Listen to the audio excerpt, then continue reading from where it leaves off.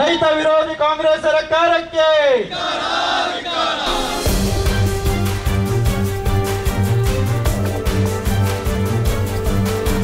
8 ತಿಂಗಳ ಪ್ರೋತ್ಸಾಹವನ್ನು ನಿಲ್ಲಿಸಿರುವ ಸಿದ್ದರಾಮಯ್ಯಗೆ 4,000 ಕಿಸಾನ್ ಸಮ್ಮಾನ್ ನಿಧಿ ನಿಲ್ಲಿಸಿದ ಕಾಂಗ್ರೆಸ್ ಸರ್ಕಾರಕ್ಕೆ 4,000 ಕಿಸಾನ್ ಸಮ್ಮಾನ್ ನಿಧಿ ನಿಲ್ಲಿಸಿದ ಕಾಂಗ್ರೆಸ್ ಸರ್ಕಾರಕ್ಕೆ ರೈತರಿಗೆ ಅನ್ಯಾಯ ಮಾಡಿರುವ ಕಾಂಗ್ರೆಸ್ ಸರ್ಕಾರಕ್ಕೆ ದಲಿತ ವಿರೋಧಿ ಕಾಂಗ್ರೆಸ್ ಸರ್ಕಾರಕ್ಕೆ ರೈತರ ಮಕ್ಕಳಿಗೆ ವಿದ್ಯಾಭ್ಯಾಸಕ್ಕೆ ದ್ರೋಹ ಮಾಡಿದ ಕಾಂಗ್ರೆಸ್ ಸರ್ಕಾರಕ್ಕೆ ಭೂಸಿರಿ ಯೋಜನೆಯನ್ನು ನಿಲ್ಲಿಸಿರುವ ಕಾಂಗ್ರೆಸ್ ಸರ್ಕಾರಕ್ಕೆ ರೈತ ಶಕ್ತಿ ಯೋಜನೆಯನ್ನು ನಿಲ್ಲಿಸಿದ ಕಾಂಗ್ರೆಸ್ ಸರ್ಕಾರಕ್ಕೆ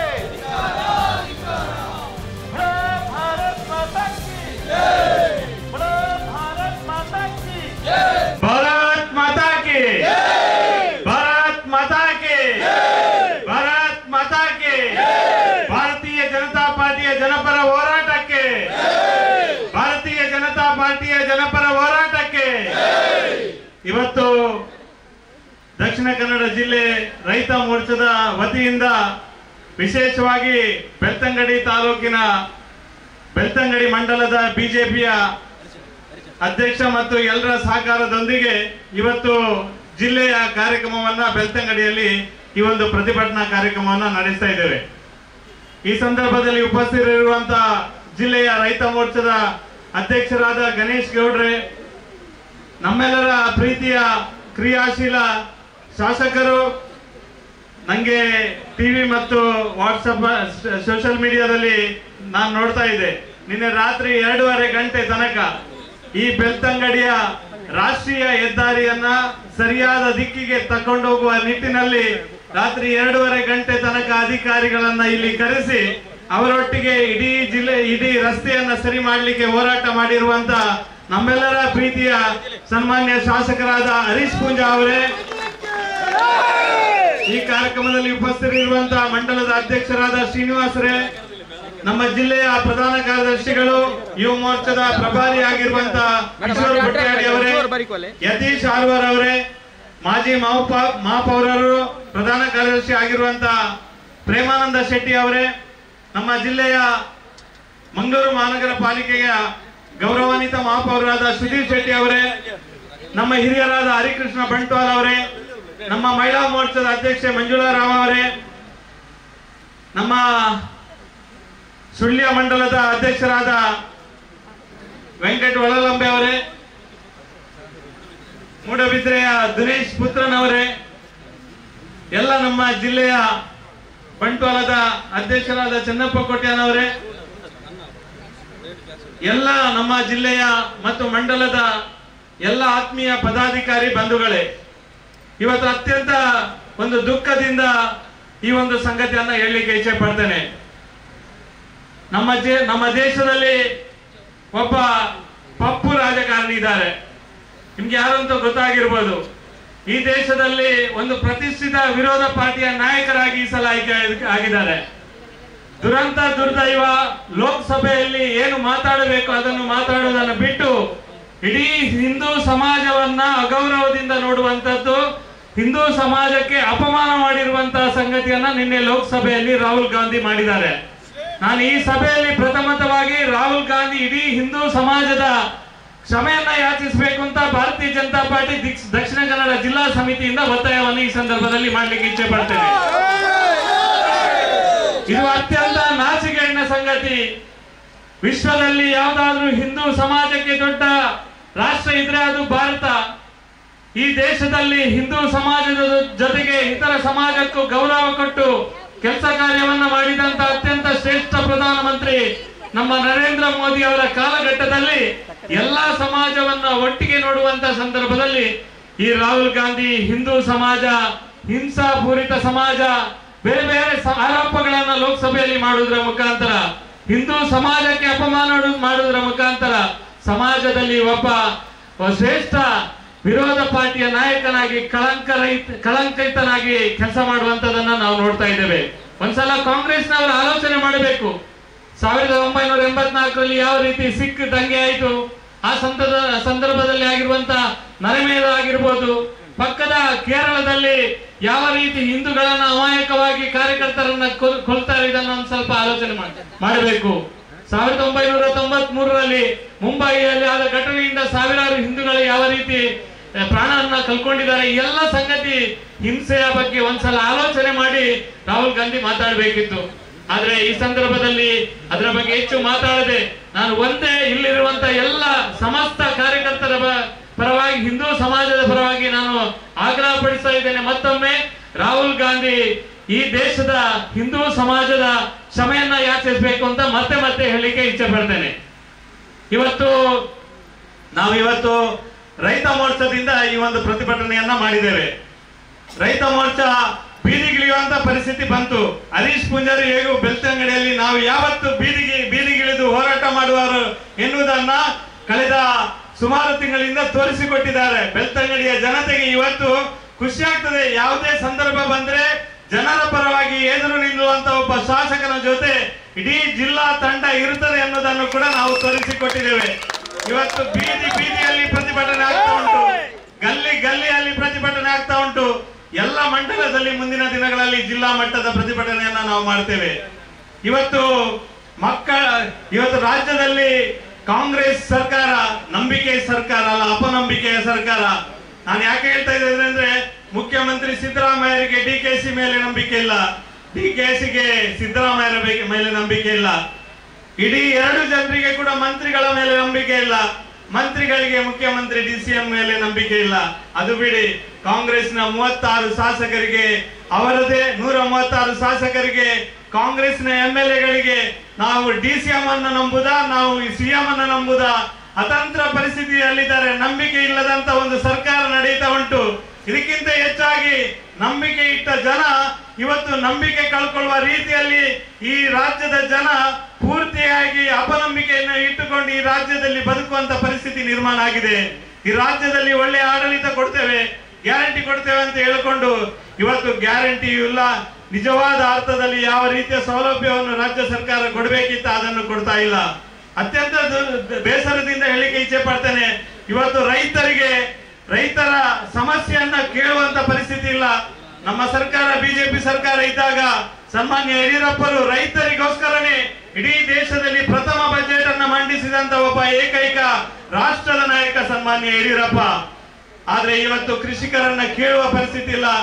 ರಾಷ್ಟ್ರದಲ್ಲಿ 10,000 ಕಿಸಾನ್ ಸಮ್ಮಾನ್ ಯೋಜನೆಯ ಮುಖಾಂತರ 6,000 ಕೇಂದ್ರ ಸರ್ಕಾರ ಬಿಜೆಪಿ ಸರ್ಕಾರ ಕೊಟ್ಟಿದೆ. ನಮ್ಮ ಸರ್ಕಾರ ಬಿಜೆಪಿ ಸರ್ಕಾರ ಇರುವಾಗ 4,000 ರಾಜ್ಯದಲ್ಲಿ ಕೊಡ್ತಾ ಇದ್ರು. ಆದ್ರೆ ದುರ್ದೈವ ಸಿದ್ದರಾಮಯ್ಯ ಕಾಂಗ್ರೆಸ್ ಸರ್ಕಾರ ಯಾವಾಗ ಬಂತ, ನಿಮ್ಮ ಬೆಳ್ತಂಗಡಿಯ ಬಿಡಿ ಇಡೀ ರಾಜ್ಯದಲ್ಲಿ ಆ 4,000 ಕಟ್ ಮಾಡುವುದರ ಮುಖಾಂತರ ಇಲ್ಲಿ 2,000 ಕೊಡ್ತೇವೆ ಅಂತ ಹೇಳಿದ್ರು, ಅದನ್ನು ಕೊಡ್ಲಿಲ್ಲ. ಇಲ್ಲಿ 4,000 ಕಟ್ ಮಾಡುವುದರ ಮುಖಾಂತರ ರೈತರಿಗೆ ಘನಘೋರವಾದ ಅನ್ಯಾಯವನ್ನು ಮಾಡಿರುವಂತ ಕಾಂಗ್ರೆಸ್ ಸರ್ಕಾರ ಒಂದು ಕಡೆ. ಇನ್ನೊಂದು ಕಡೆ ಹಾಲಿನ ದರವನ್ನ ಈಗಾಗಲೇ ಏರಿಸಿರುವಂತದ್ದು. ನಮ್ಮ ಮಹಿಳೆಯರು ಪಾಪ ಇಲ್ಲಿ ಅನ್ನ ಮಾಡ್ಲಿಕ್ಕೆ ಎಲ್ಲ ವಸ್ತುಗಳನ್ನ ತಕೊಂಡು ಬಂದಿದ್ದಾರೆ, ಇವತ್ತು ಚಹಾ ಮಾಡ್ಲಿಕ್ಕೆ ತಕೊಂಡು ಬಂದಿದ್ದಾರೆ. ನಾವು ಇವತ್ತು ಹಾಲಿಲ್ಲದೆ ಚಹಾ ಕುಡಿಯುವಂತ ಪರಿಸ್ಥಿತಿ ಬಂದಿದೆ. ಮಹಿಳೆಯರಾದ್ರು ಕನ್ನ ಚಹಾ ಕುಡಿಯುವರು, ಆದ್ರೆ ಮಕ್ಕಳಿಗೆ ಕನ್ನ ಚಹಾ ಕುಡಿಯುವರು, ಆದ್ರೆ ಮಕ್ಕಳ ಹೊಟ್ಟೆಗೆ ಹೊಡೆದಂತ ಸರ್ಕಾರದ ಯಾವುದಾದ್ರೂ ಇದ್ರೆ ಅದು ಕರ್ನಾಟಕದ ಸಿದ್ದರಾಮಯ್ಯ ಸರ್ಕಾರ. ಇವತ್ತು ಮಕ್ಕಳಿಗೆ ಕೊಡುವಂತ ಹಾಲಿನ ದರವನ್ನು ಏರಿಸುವುದರ ಮುಖಾಂತರ ಇವತ್ತು ಇಡೀ ರಾಜ್ಯದಲ್ಲಿ ಮಕ್ಕಳ ವಿರೋಧಿ ಸರ್ಕಾರ ಕರ್ನಾಟಕ ಕಾಂಗ್ರೆಸ್ ಸರ್ಕಾರ. ಧಿಕ್ಕಾರ ಈ ಸರ್ಕಾರಕ್ಕೆ. ಈ ಸರ್ಕಾರ ನಿರಂತರವಾಗಿ ಬೇರೆ ಬೇರೆ ರೀತಿಯ ಬೆಲೆ ಏರಿಕೆಯನ್ನ ಮಾಡಿದೆ.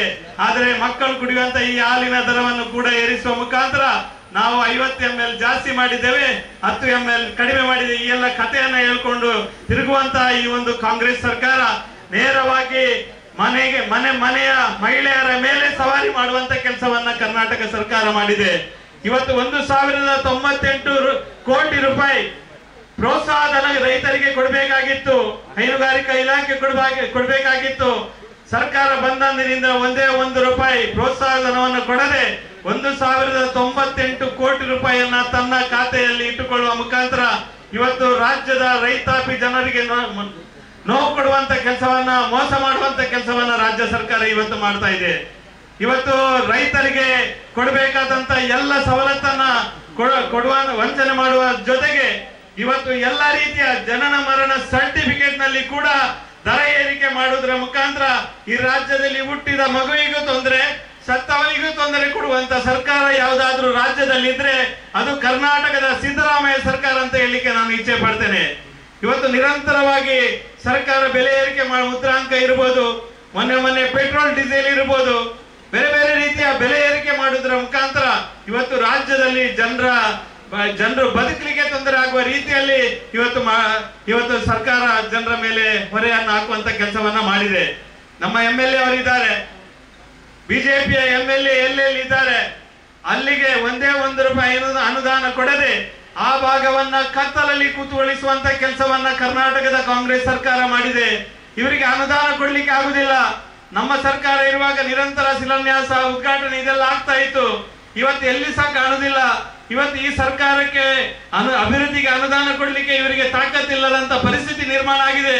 ನಿನ್ನೆ ರಾಜ್ಯದ CM ಹೇಳ್ತಾರೆ, ನಾವು ಗ್ಯಾರಂಟಿ ಕೊಡ್ಲಿಕ್ಕೆ ಉಂಟು, ಜನರಿಂದ ವಸೂಲು ಮಾಡಿ, ಅವರ ರಕ್ತ ಹಿಂಡಿ ಆದ್ರೂ ಟ್ಯಾಕ್ಸ್ ಅನ್ನ ಕಲೆಕ್ಟ್ ಮಾಡಿ ನಾವು ಬದುಕಬೇಕು, ಇವರು ಕಮಿಷನ್ ಹೊಡಿಲಿಕ್ಕೆ ಬದುಕಬೇಕು. ಯಾವ ರೀತಿ ವಾಲ್ಮೀಕಿ ನಿಗಮದಿಂದ 187 ಕೋಟಿ ರೂಪಾಯಿಯನ್ನ ಕಾಂಗ್ರೆಸ್ಗೆ ಬೇಕಾದ ರೀತಿಯಲ್ಲಿ ಅವರು ವರ್ಗಾವಣೆ ಮಾಡಿಕೊಂಡು ಆ ಚಂದ್ರಶೇಖರ್ ಎಂಬ ಒಬ್ಬ ಅಧಿಕಾರಿ ಆತ್ಮಹತ್ಯೆಗೆ ಕಾರಣರಾದ್ರು. ಅದೇ ರೀತಿ ನಾಳೆ ನಾಡಿದ್ದು ನನ್ಗೆ ಅನಿಸುವುದು ಈ ಒಂದು ಗ್ಯಾರಂಟಿಯಲ್ಲಿ ಕೂಡ ಇವರು ಕಮಿಷನ್ ಹೊಡಿತಾರೆ. ಪಾಪ ಆ ಗ್ಯಾರಂಟಿ ಯೋಜನೆ ಅನುಷ್ಠಾನ ಮಾಡುವ ಅಧಿಕಾರಿಯ ಗತಿ ಏನು ಅಂತ ಗೊತ್ತಾಗುದಿಲ್ಲ. ಆ ಅಧಿಕಾರಿ ಕೂಡ ಆತ್ಮಹತ್ಯೆ ಮಾಡುವಂತ ಪರಿಸ್ಥಿತಿ ನಿರ್ಮಾಣವನ್ನ ಈ ರಾಜ್ಯದಲ್ಲಿ ಮಾಡ್ತಾ ಇದ್ದಾರೆ. ಈ ರಾಜ್ಯದಲ್ಲಿ MLA ಮತ್ತು ಕಾಂಗ್ರೆಸ್ನ MLA ಮತ್ತು ಮಂತ್ರಿಗಳು ಕಮಿಷನ್ ಹೊಡೆಯುವ ಒಂದು ಕೆಲಸದಲ್ಲಿ ತೊಡಗಿದ್ದಾರೆ. ಒಟ್ಟು ರಾಜ್ಯದಲ್ಲಿ ಈ ಒಂದು ಸರ್ಕಾರ ನಿರಂತರವಾಗಿ ಜನರ ಮೇಲೆ ಸವಾರಿ ಮಾಡುವಂತ ಕೆಲಸವನ್ನ ಮಾಡ್ತಾ ಇದೆ. ನಿರಂತರವಾಗಿ ಈ ರೀತಿಯ ಕೆಲಸ ಕಾರ್ಯವನ್ನು ಮಾಡುವುದರ ಮುಖಾಂತರ ಜನಪರ ಯಾವ ರೀತಿ ಆಡಳಿತ ಕೊಡ್ತೇವೆ ಎನ್ನುವ ಭರವಸೆಯನ್ನು ಕೊಟ್ಟಿದ್ರು. ಅದೆಲ್ಲವನ್ನ ಸುಳ್ಳು ಮಾಡಿರುವಂತ ಕಾಂಗ್ರೆಸ್ ಸರ್ಕಾರ ದಿನನಿತ್ಯ ಟಿವಿಯಲ್ಲಿ ನೋಡ್ತಿದ್ದೇವೆ. ನಾನು CM, ನಾನು DCM, ನಾನು CM, ನಾನು DCM, ಒಂದು ದಿನ 3 CM, ಒಂದು ದಿನ 3 DCM, ಈ ರೀತಿಯ ಗೋಲ್ಮಾಲ್ ಮಾಡುವುದರ ಮುಖಾಂತರ ಟಿವಿಯಲ್ಲಿ ಬೇರೆ ಬೇರೆ ಸಂಗತಿಗಳನ್ನ ತೋರಿಸುವುದರ ಮುಖಾಂತರ ನೈಜವಾದ ಕಾಂಗ್ರೆಸ್ಸಿನ ದುರಾಡಳಿತವನ್ನ ಕಣ್ತಪ್ಪಿಸುವಂತ ಕೆಲಸವನ್ನ ಕಾಂಗ್ರೆಸ್ಸಿಗರು ಮಾಡುವಂತದನ್ನ ನಾವು ದಿನನಿತ್ಯ ನೋಡ್ತಾ ಇದ್ದೇವೆ. ಆದ್ರೆ ಭಾರತೀಯ ಜನತಾ ಪಾರ್ಟಿ ನಿರಂತರವಾಗಿ ಈ ರಾಜ್ಯದಲ್ಲಿ ಸನ್ಮಾನ್ಯ ಅಧ್ಯಕ್ಷರಾದ ಸನ್ಮಾನ್ಯ BA ವಿಜೇಂದ್ರ ಅವರನ್ನು ಈ ರಾಜ್ಯದಲ್ಲಿ ಮುಂದಿನ ದಿನಗಳಲ್ಲಿ ಮುಖ್ಯಮಂತ್ರಿ ಮಾಡುವ ರೀತಿಯಲ್ಲಿ ನಾವು ಕೆಲಸ ಕಾರ್ಯವನ್ನ ಮಾಡ್ತಾ ಇದ್ದೇವೆ. ಯಾವ ಗಲ್ಲಿಯಲ್ಲೂ ಕೂಡ ಬಿಡುವುದಿಲ್ಲ, ಹೋರಾಟ ಮಾಡುತ್ತೇವೆ. ನಿಮ್ಮ ನೈಜವಾದ ದುರಾಡಳಿತವನ್ನ ಜನರಿಗೆ ತಿಳಿಸುವಂತ ಕೆಲಸವನ್ನ ನಾವೆಲ್ಲ ಮಾಡುತ್ತೇವೆ. ರಾಜ್ಯಾಧ್ಯಕ್ಷರ ನೇತೃತ್ವದಲ್ಲಿ ನಿರಂತರವಾದ ಪ್ರತಿಭಟನೆಯನ್ನ ಮಾಡ್ತಾ ಇದ್ದೇವೆ.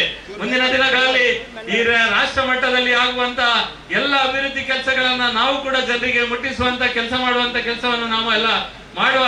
ಈ ಸಂದರ್ಭದಲ್ಲಿ ಈ ಒಂದು ರೈತ ಮೋರ್ಚಾದಿಂದ ಒಳ್ಳೆಯ ರೀತಿಯ ಈ ಒಂದು ಪ್ರತಿಭಟನೆ ಮಾಡುವುದರ ಮುಖಾಂತರ ರಾಜ್ಯ ಸರ್ಕಾರಕ್ಕೆ ಬಿಸಿ ಮುಟ್ಟಿಸುವಂತ ಕೆಲಸ ಮಾಡಿದಂತ ಜಿಲ್ಲಾ ರೈತ ಮೋರ್ಚಾದ ಎಲ್ಲ ಪದಾಧಿಕಾರಿ ಬಂಧುಗಳಿಗೆ, ವಿಶೇಷವಾಗಿ ಸಹಕಾರ ಕೊಟ್ಟಂತ ಬೆಳ್ತಂಗಡಿಯ ನಮ್ಮ ಆತ್ಮೀಯ ಎಲ್ಲ ಬಂಧುಗಳಿಗೆ ಹೃತ್ಪೂರ್ವಕ ಅಭಿನಂದನೆಯನ್ನು ಸಲ್ಲಿಸಿ, ಮುಂದಿನ ದಿನಗಳಲ್ಲಿ ಕೂಡ ನಾವು ರಾಜ್ಯ ಸರ್ಕಾರದ ವಿರುದ್ಧ, ಜನವಿರೋಧಿ ನೀತಿಯ ವಿರುದ್ಧ ಮಾಡುವಂತ ಎಲ್ಲಾ ಹೋರಾಟಗಳಲ್ಲಿ ತಾವು ಸಕ್ರಿಯವಾದ ಸಹಕಾರವನ್ನು ಕೊಡಬೇಕು ಅಂತ ಈ ಸಂದರ್ಭದಲ್ಲಿ ಹೇಳಿ ನನ್ನ ಮಾತನ್ನು ನಿಲ್ಲಿಸ್ತೇನೆ. ಜೈ ಹಿಂದ್, ಜೈ ಕರ್ನಾಟಕ. ಜನವಿರೋಧಿ ಕಾಂಗ್ರೆಸ್ ಸರ್ಕಾರದ ವಿರುದ್ಧ ದಕ್ಷಿಣ ಕನ್ನಡ ಜಿಲ್ಲೆಯ ರೈತ ಮೋರ್ಚಾದಿಂದ ಇವತ್ತಿನ ಈ ಹೋರಾಟದಲ್ಲಿ ಭಾಗವಹಿಸಿರ್ತಕ್ಕಂಥ ನಮ್ಮ ಭಾರತೀಯ ಜನತಾ ಪಾರ್ಟಿಯ ಜಿಲ್ಲಾಧ್ಯಕ್ಷರಾಗಿರ್ತಕ್ಕಂಥ ಸತೀಶ್ ಕುಂಬಳ ಅವರೇ, ನಮ್ಮೆಲ್ಲರ ಹಿರಿಯರು ಮಾರ್ಗದರ್ಶಕರು ಆಗಿರ್ತಕ್ಕಂಥ ಹರಿಕೃಷ್ಣ ಭಟ್ವಾಳ್ರವರೇ, ನಮ್ಮ KMF DCC ಬ್ಯಾಂಕಿನ ಈ ತಾಲೂಕಿನ ನಿರ್ದೇಶಕರು ಹಿರಿಯರಾಗಿರ್ತಕ್ಕಂಥ ಕುಶಲಪ್ಪ ಗೌಡ್ರೆ,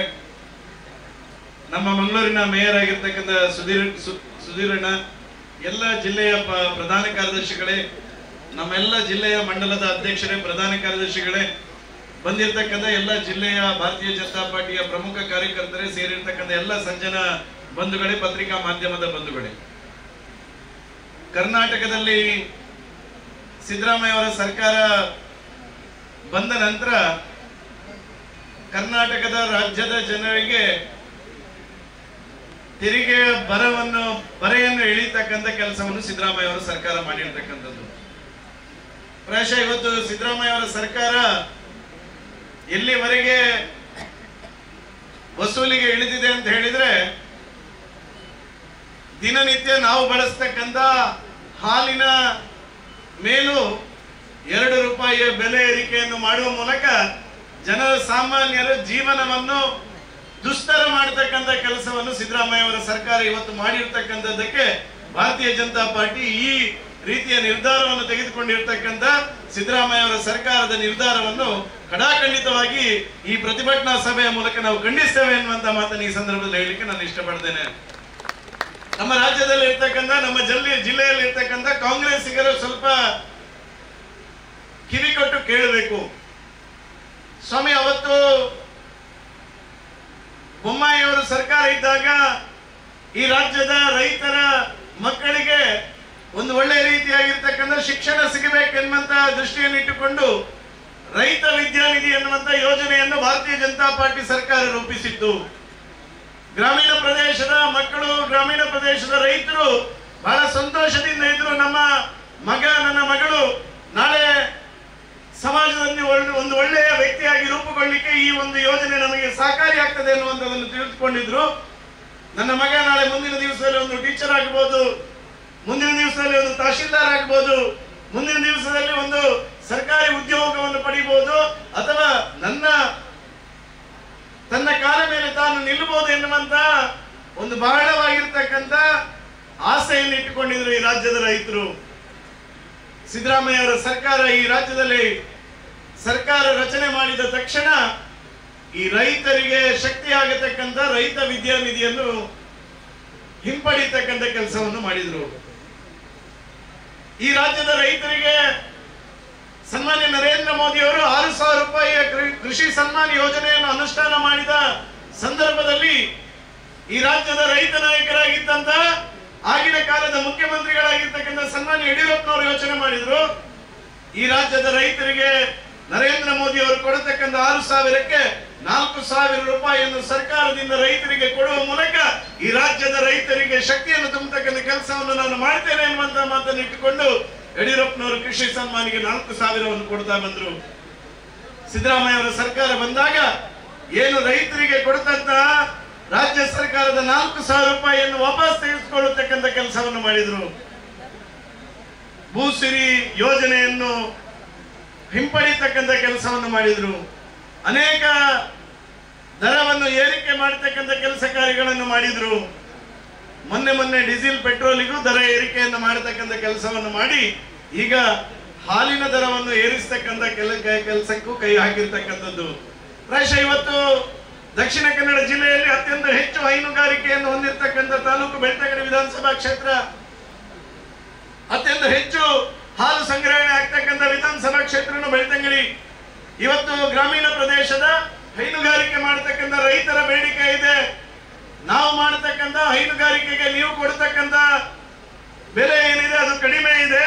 ನೀವು ರೈತರಿಂದ ಪಡ್ಕೊಂಡಿರ್ತಕ್ಕಂಥ ಹಾಲನ್ನು ಅದಕ್ಕೆ ಮತ್ತೆ 2 ರೂಪಾಯಿ ದರವನ್ನು ಏರಿಕೆ ಮಾಡಿ ಈ ಸರ್ಕಾರದ ಮೂಲಕ ಲೂಟಿ ಮಾಡತಕ್ಕಂಥ ಸರ್ಕಾರಕ್ಕೆ ಅದನ್ನು ತೆಗೆದುಕೊಂಡು ಹೋಗ್ತಾ ಇದೀರಿ ಎನ್ನುವಂಥದ್ದನ್ನು ಇವತ್ತು ಹೈನುಗಾರಿಕೆ ಮಾಡತಕ್ಕಂಥ ರೈತರು ಹೇಳ್ತಿರ್ತಕ್ಕಂಥದ್ದು.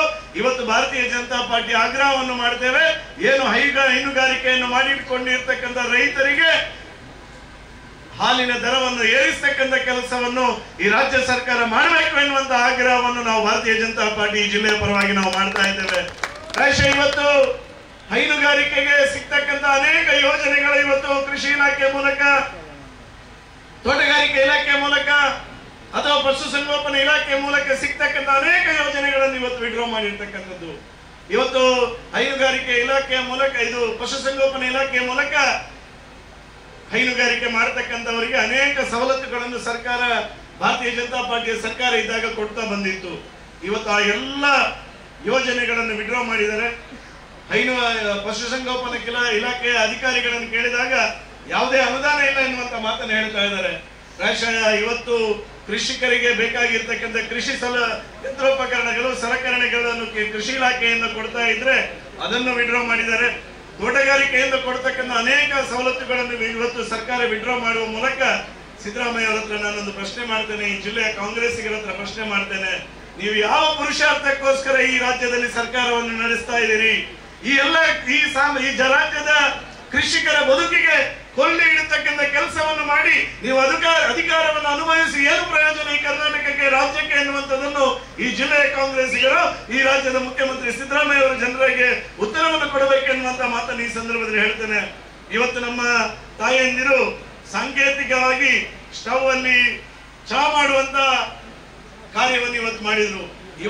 ಇವತ್ತು ಇಲ್ಲಿ ಮಾಡಿರ್ತಕ್ಕಂಥ ಏನು ಅಣಕು ಚಹಾ ಮಾಡತಕ್ಕಂತ ಕಾರ್ಯಕ್ರಮ ಇದೆ, ಇದು ರಾಜ್ಯದ ಪ್ರತಿ ಮನೆಯಲ್ಲಿ ಇವತ್ತು ಹಾಲಿನ ಬೆಲೆ ಏರಿಕೆ ಆದ ಕಾರಣಕ್ಕೋಸ್ಕರ ಚಹಾ ಮಾಡುವಾಗಲೂ ಹಾಲು ಹಾಕದ ಸ್ಥಿತಿ ನಿರ್ಮಾಣ ಆಗಿರ್ತಕ್ಕಂಥದ್ದು, ಬಡ ಮಕ್ಕಳಿಗೆ ಹಾಲನ್ನು ಕೊಡದಂತಹ ಸ್ಥಿತಿಯನ್ನು ನಿರ್ಮಾಣ ಮಾಡಿರ್ತಕ್ಕಂಥ ಆ ಸಿದ್ದರಾಮಯ್ಯ ಅವರ ವಿರುದ್ಧ ಇಡೀ ಇವತ್ತು ಮಕ್ಕಳ ಶಾಪ ಸಹ ಈ ಸಿದ್ದರಾಮಯ್ಯ ಅವರ ಸರ್ಕಾರಕ್ಕೆ ತರ್ತದೆ ಅನ್ನುವಂಥದ್ದನ್ನು ನಾನು ಈ ಸಂದರ್ಭದಲ್ಲಿ ಹೇಳಲಿಕ್ಕೆ ನಾನು ಇಷ್ಟಪಡ್ತೇನೆ.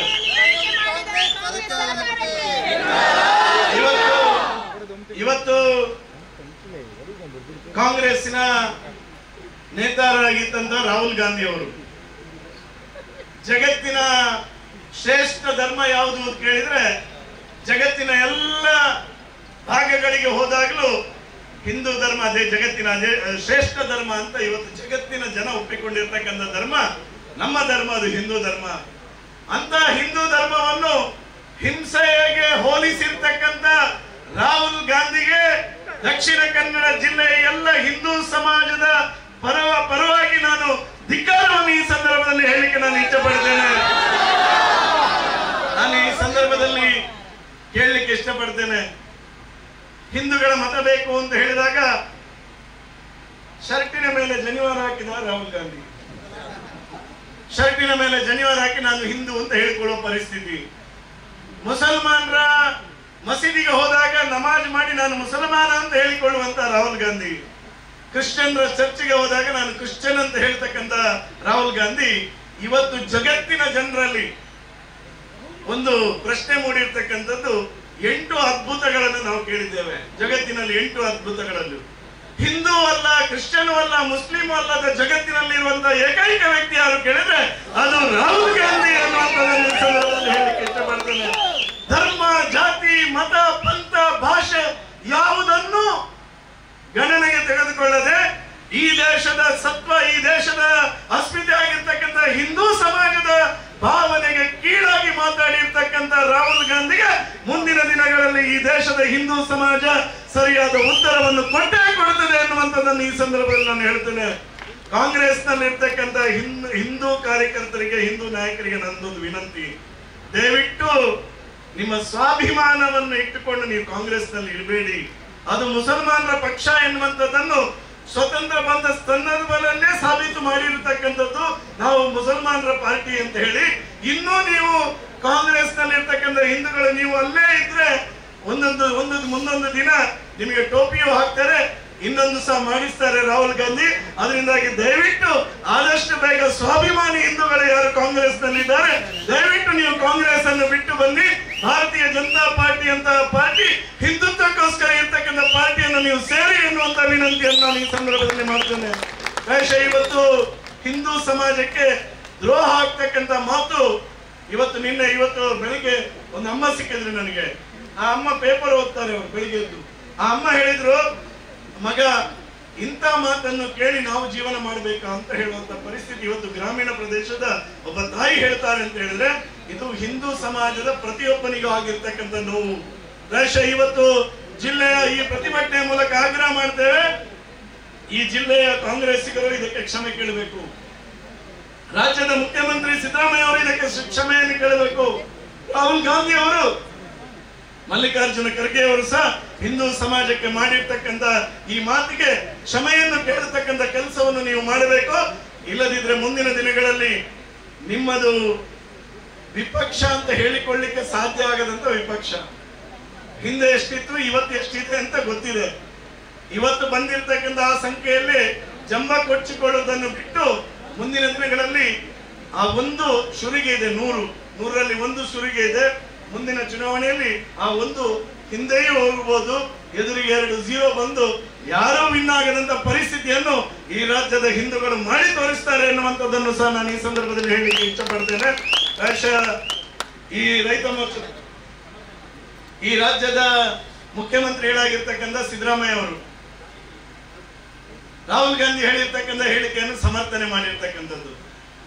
ನಾನು ಯಾವಾಗಲೂ ಹೇಳ್ತೇನೆ, ಸಿದ್ದರಾಮಯ್ಯ ಅವರಿಗೆ ನಿಜವಾಗ್ಲೂ ನಾನು ಹಿಂದೂ ಕುಟುಂಬದಿಂದ ಹುಟ್ಟಿ ಬಂದವ ಅಂತ ಹೇಳುವಂಥದ್ದು ನೆನಪೇ ಹಾರಿ ಹೋಗಿದೆ. ಯಾಕೆಂತ ಹೇಳಿದ್ರೆ ಅವರಿಗೆ ನಿರಂತರವಾಗಿ ಅಧಿಕಾರ ಬೇಕಾದ್ರೆ ಅವರಿಗೆ ತಲೆಗೆ ಮುಸಲ್ಮಾನರು ಟೋಪಿ ಹಾಕೊಳ್ಬೇಕು, ಟಿಪ್ಪು ಖಡ್ಗ ಕೈಯಲ್ಲಿದ್ರೆ ಮಾತ್ರ ನನಗೆ ಅಧಿಕಾರ ಸಿಗ್ತದೆ ಎನ್ನುವಂತ ಭಾವನೆ ಸಿದ್ದರಾಮಯ್ಯ ಅವರಲ್ಲಿ ಇರ್ತಕ್ಕಂಥದ್ದು. ಇವತ್ತು ಸಿದ್ದರಾಮಯ್ಯ ಅವರಿಗೆ ಎಚ್ಚರಿಕೆ ಕೊಡ್ತೇನೆ, ನೀವು ರಾಹುಲ್ ಗಾಂಧಿ ಅವರು ಹೇಳಿರ್ತಕ್ಕಂಥ ಮಾತನ್ನು ಮತ್ತೆ ಸ್ಪಷ್ಟೀಕರಣ ಮಾಡಿದ್ರೆ, ಅದಕ್ಕೆ ಸಮರ್ಥನೆಯನ್ನು ಕೊಟ್ರೆ ನಿಮ್ಮದೇ ರಾಜ್ಯದಲ್ಲಿ ಇರ್ತಕ್ಕಂಥ ಅನೇಕ MLAಗಳು ಇವತ್ತು ಮಾತಾಡ್ಲಿಕ್ಕೆ ಶುರು ಮಾಡಿದ್ದಾರೆ. ನಮಗೆ ಇವತ್ತು ವಿನಯ್ ಕುಲಕರ್ಣಿ ಅವರು ಒಂದು ಮಾತು ಹೇಳಿದ್ದಾರೆ, ಕಾಂಗ್ರೆಸ್ನ MLAಗಳಿಗೆ ಕವಡೆ ಕಿಮ್ಮತ್ ಇಲ್ಲದಂತ MLAಗಳು ನಮ್ಮ ರಾಜ್ಯದಲ್ಲಿ ಇರ್ತಕ್ಕಂಥದ್ದು ಎನ್ನುವಂಥದ್ದನ್ನು ಸಿದ್ದರಾಮಯ್ಯ ಅವರೇ ನಿಮ್ಮದೇ ಪಾರ್ಟಿಯ MLA ಆಗಿರ್ತಕ್ಕಂಥ ವಿನಯ್ ಕುಲಕರ್ಣಿ ಅವರು ಹೇಳಿರ್ತಕ್ಕಂಥದ್ದು. ಇದು ಪ್ರಾರಂಭ. ವಿನಯ್ ಕುಲಕರ್ಣಿ ಅವರು ಹೇಳಿರ್ತಕ್ಕಂಥ ಇದು ಪ್ರಾರಂಭ. ನಿಮ್ಮ ಈ ಸಮರ್ಥನೆಗೆ ಖಂಡಿತ ಕಾಂಗ್ರೆಸ್ ಪಾರ್ಟಿಯಲ್ಲಿ ಇರ್ತಕ್ಕಂಥ MLAಗಳೇ ನಿಮ್ಮನ್ನು ಅಧಿಕಾರದಿಂದ ಇಳಿಸ್ತಕ್ಕಂಥ ಕೆಲಸವನ್ನು ಮುಂದಿನ ದಿನದಲ್ಲಿ ಮಾಡ್ತಾರೆ ಎನ್ನುವಂತ ಮಾತನ್ನು ಈ ಸಂದರ್ಭದಲ್ಲಿ ಹೇಳಲಿಕ್ಕೆ ನಾನು ಇವತ್ತು ರೈತರ ಮೋರ್ಚಾದ ಮೂಲಕ ಇವತ್ತೇನು ಸರ್ಕಾರಕ್ಕೆ ಏನು ಬಿಸಿ ಮುಟ್ಟಿರ್ತಕ್ಕಂಥ ಕೆಲಸವನ್ನು ಇವತ್ತು ಬೆಳ್ತಂಗಡಿಯಲ್ಲಿ ಜಿಲ್ಲಾ ರೈತ ಮೋರ್ಚಾದ ಮೂಲಕ ಬೆಳ್ತಂಗಡಿ ಮತ್ತು ಜಿಲ್ಲೆಯ ಎಲ್ಲ ಭಾರತೀಯ ಜನತಾ ಪಾರ್ಟಿಯ ಕಾರ್ಯಕರ್ತರು ಒಟ್ಟು ಸೇರಿ ಇವತ್ತು ಇಲ್ಲಿ ಮಾಡುವ ಮೂಲಕ ಮತ್ತೊಮ್ಮೆ ರೈತರ ಜೊತೆ ಭಾರತೀಯ ಜನತಾ ಪಾರ್ಟಿ ಇದೆ ಅನ್ನುವಂಥದ್ದನ್ನು ಮತ್ತೊಮ್ಮೆ ನಾವೆಲ್ಲ ಸೇರಿ ಸಾಬೀತು ಮಾಡಿದ್ದೇವೆ ಅನ್ನುವಂಥದ್ದನ್ನು ಈ ಸಂದರ್ಭದಲ್ಲಿ ಹೇಳ್ತಾ ಎಲ್ರಿಗೂ ವಂದಿಸ್ತಾ ನನ್ನ ಮಾತನ್ನು ಮುಗಿಸ್ತೇನೆ. ಭಾರತ್ ಮಾತಾ ಕೀ, ಭಾರತ್ ಮಾತಾ ಕೀ. ರೈತ ವಿರೋಧಿ ಕಾಂಗ್ರೆಸ್ ಸರ್ಕಾರಕ್ಕೆ, ರೈತ ವಿರೋಧಿ ಕಾಂಗ್ರೆಸ್ ಸರ್ಕಾರಕ್ಕೆ, ಹಿಂದೂ ವಿರೋಧಿ ಕಾಂಗ್ರೆಸ್ ಸರ್ಕಾರಕ್ಕೆ, ಹಿಂದೂ ವಿರೋಧಿ ರಾಹುಲ್ ಗಾಂಧಿಗೆ, ಹಿಂದೂ ವಿರೋಧಿ ರಾಹುಲ್ ಗಾಂಧಿಗೆ, ಹಿಂದೂ ವಿರೋಧಿ ರಾಹುಲ್ ಗಾಂಧಿಗೆ.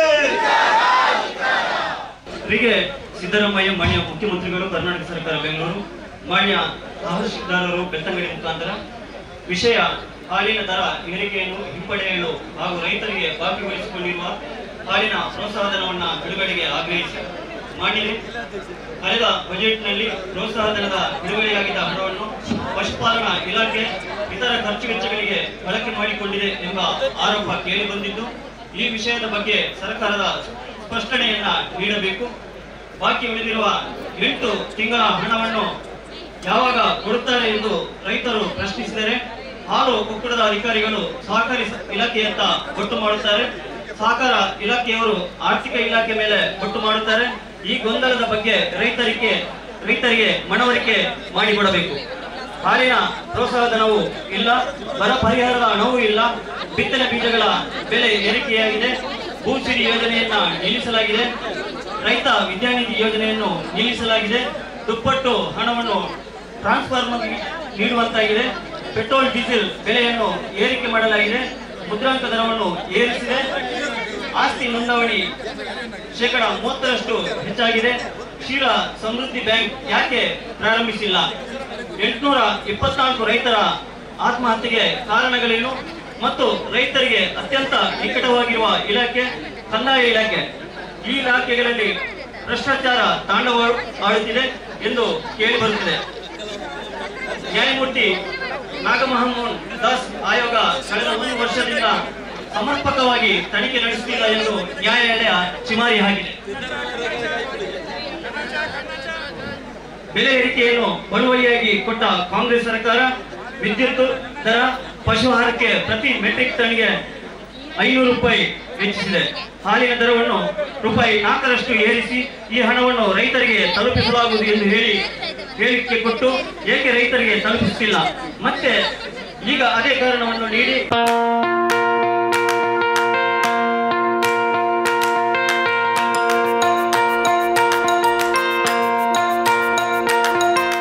Dr. M.V. Shetty Institutions, Mangaluru. Empowering dreams and achieving greatness since 1985. Dr. M.V. Shetty College prides itself in its history of 38 years. It undertook path-breaking initiatives in Indian higher education with the introduction of innovative and modern curricula, insistence on academic discipline, imparting of holistic education, and adoption of global higher education practices with the support of creative and dedicated staff. First private college in Karnataka offering diverse healthcare programs offers you multiple of courses.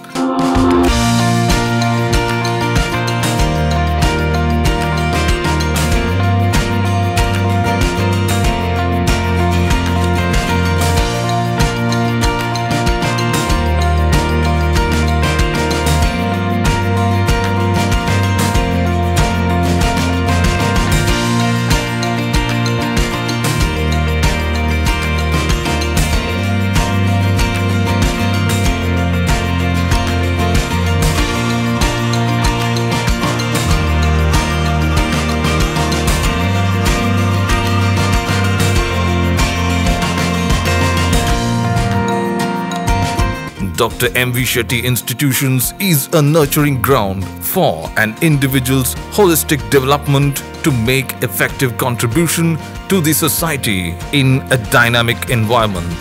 Dr. M.V. Shetty Institutions, Kavu Road, Vidyanagar, Mangaluru, Karnataka 575013. Contact 0824 248 1048 0824 248 1096. Website www.mvshettycolleges.edu.in.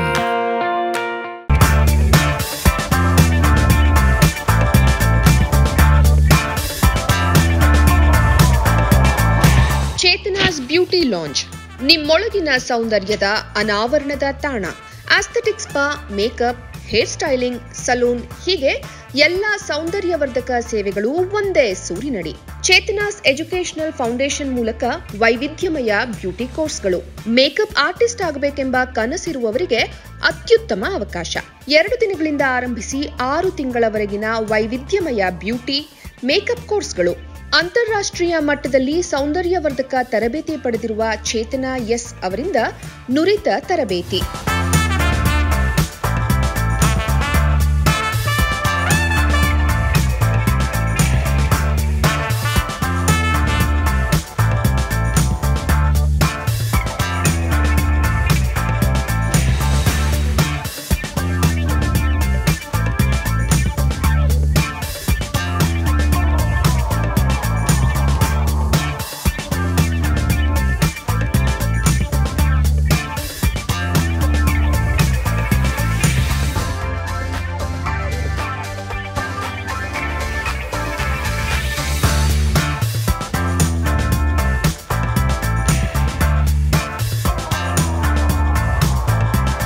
ಈ ಅದ್ಭುತ ಅವಕಾಶವನ್ನ ಸದುಪಯೋಗಪಡಿಸಿಕೊಳ್ಳಿ.